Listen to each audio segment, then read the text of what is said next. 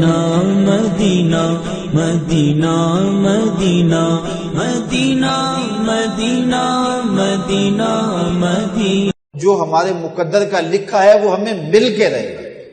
شیخ Saadi Shirazi فرماتے ہیں یہ کبھی نہیں ہوتا کہ مقدر کا لکھا نہ ملے، ہمارے اوپر صرف کوشش کرنا ہے۔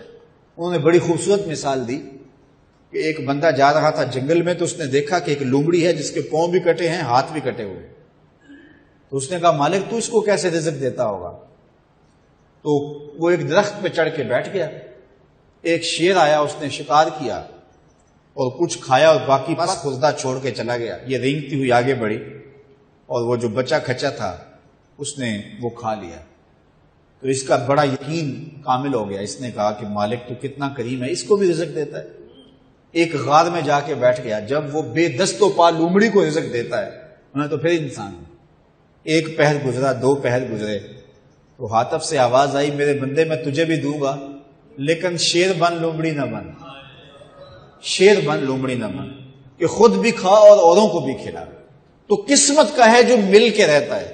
اب کوئی شیر بن کے لے لے یا لومڑی بن کے لے لے، حرام ذریعہ اختیار کر لے یا حلال ذریعہ اختیار کر لے، اب یہ ہمیں اس نے اختیار دیا ہے۔ فَلَنُحْيِيَنَّهُ حَيَاةً طَيِّبَةً، اللہ فرماتا ہے کہ جو میرا ہو جائے پھر میں ستھری زندگی دے دیتا ہوں، میں پاکیزہ زندگی دے دیتا ہوں، میں نورانی زندگی عطا کر دیتا ہوں۔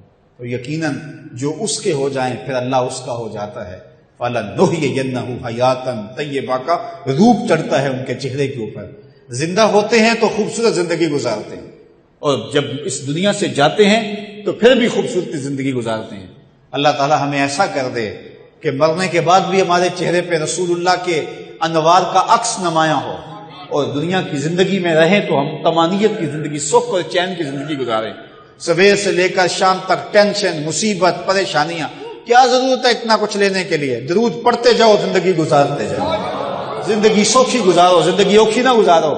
جو اللہ نے دے دیا اس پہ راضی ہو جاؤ، بس ٹھیک ہے۔ اگر کوئی لوگ تمہیں گالیاں دیتے ہیں، برا کہتے ہیں، کوئی بات نہیں، بلیا لوکی تینوں کافر کافر آکھن تو آہو آہو آکھ۔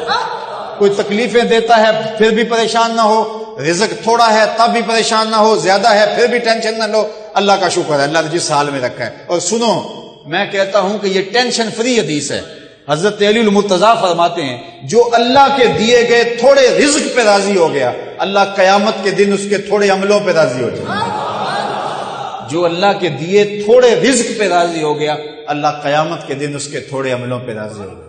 تو خوش نصیب ہیں وہ لوگ جو اپنی زندگی کو اللہ کی رضا میں گزارتے ہیں اور اپنی آخرت کو بھی اس کی رضا کے سائے میں لے جاتے ہیں۔ اللہ تعالیٰ مجھے آپ کو اپنی رحمتوں کے سائے میں رکھے، دنیا آخرت کی بہاریں نصیب